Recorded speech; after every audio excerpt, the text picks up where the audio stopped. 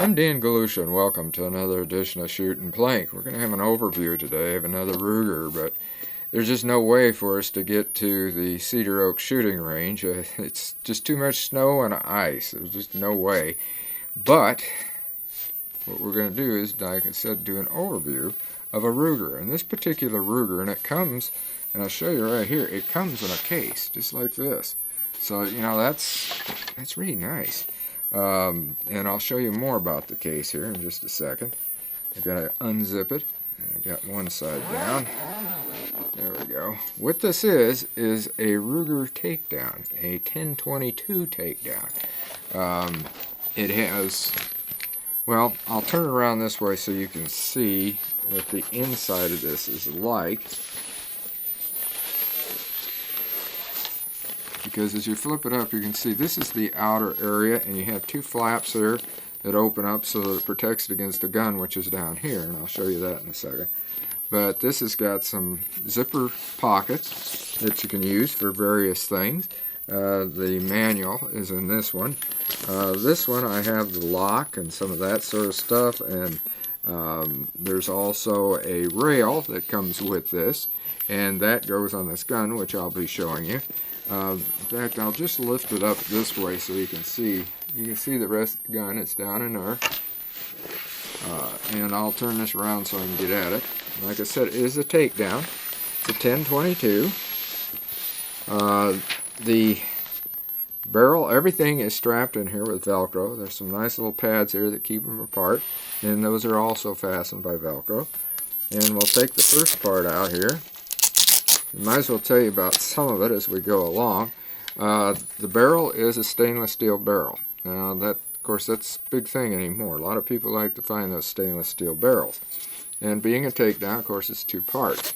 This right here is the magazine, and you push on that lever right there, and that drops out the 10-round box magazine. That's what comes with it. And it goes up just like this, right in there. The bolt lock opener is right here where you pull this back and put it together, and we'll be doing that in just a second. And in fact, we're going to talk in another video about the actual assembly of this and what you do initially. So I have set this up so that I can slide this in and then slide it out. It was set up so you couldn't just slide it like this. You can see where I'm sliding back and forth. Okay. There we go, right there. There's the barrel, and the sights are all on, of course, here. This collapses. This will go down, and it's also fully adjustable. And this is, I like the, I like the fiber optic sights, front sights. I prefer those. It doesn't have that, but it's got the next best thing as far as I'm concerned. It's got a brass bead. And that I like. It's a lot like my Henry lever actions. This, if you can see it, has got the white diamond. I like that. But it is also where you can turn it around, and if you don't like that white diamond, you just take those screws out, turn it around, and you got it. Just the plain old black like you have, but I like that white diamond. Whoops, we almost lost the whole works here on the floor. But the barrel is 18.5 inches. The length of that's 18.5 inches. The gun overall is 37 inches. It weighs about 4.6 pounds. That is not too bad as far as weight. I'm going to get rid of this case at the moment because it's becoming, well, we'll just lay it like that. There, that'll work. Now, to put it together, it's quite simple. You put it in just like this, and push down, lock it. She's ready to go. That's all there is to it. But I'm going to do another video of how actually you do that the first time you ever put it together, because there is a tightening knob right here, and that has to be done. As I said, we'll go through all of that in another video. It's light, very light. This is a regular polymer type stock. That I wish was wood, really, but it is right on. I mean, you don't always have something like that. A lot of times you hold it up, and I've noticed on the 1022, especially my compact version that we've done a lot with in the past, that it seems like you got to get down so doggone low on that, and this one you don't. For some reason, it just doesn't. Something's just made a little bit different on this. This is also a longer barrel because that other one, like I said, is a compact. But there you got that, just like that. To lock it open, you push down on this, release it, and she locks into place. Right underneath here, there's a little bitty thing right there. I think you can see it. Of course, it's kind of hard to see, but and then unlock it.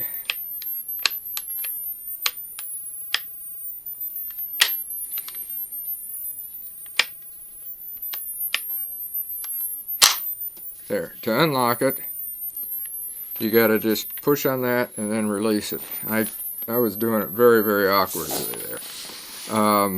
This is a crossbar safety, of course, just a regular back and forth like this, just ready to go there. Again, the magazine, this is the release for the magazine. You just push that, and out it comes, box magazine. So now you know she's open. You put that, lock it in place. She's definitely empty, of course we knew that anyway. But with that magazine out of there, you still cannot do this with it. That's what I wanted to show you. What you have to do is push on that thing, just like that, and then that releases it. Up here, this is already drilled and tapped, in case you want to put a full scope mount on there. But it comes with a rail. And that's what I'd use, because then you could put optics, any sort of optics you want, red dot, whatever, or a scope. Me, if I was going to put a scope on here now, I'm not sure which one. I mean, I got a lot of different scopes, but I think I'd probably go with the Skinner, because I really, really like the Skinner scopes. And the Skinner scope on this one, with that longer barrel, I just think would be just a fantastic plinking target shooting gun. And of course, this is shoot and plink.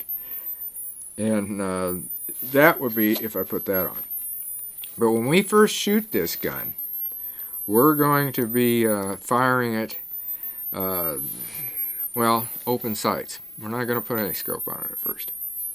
One of the things too that I want to bring up is everybody always asks, well, what's it cost?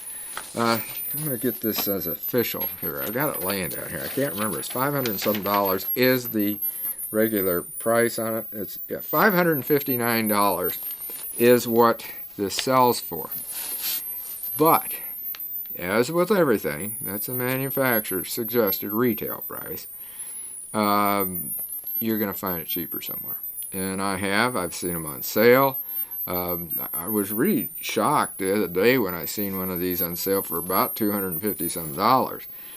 Because most of the time you see them on sale, you're looking at about $300 and some. But yeah, there was one, and I can't even tell you where that was now.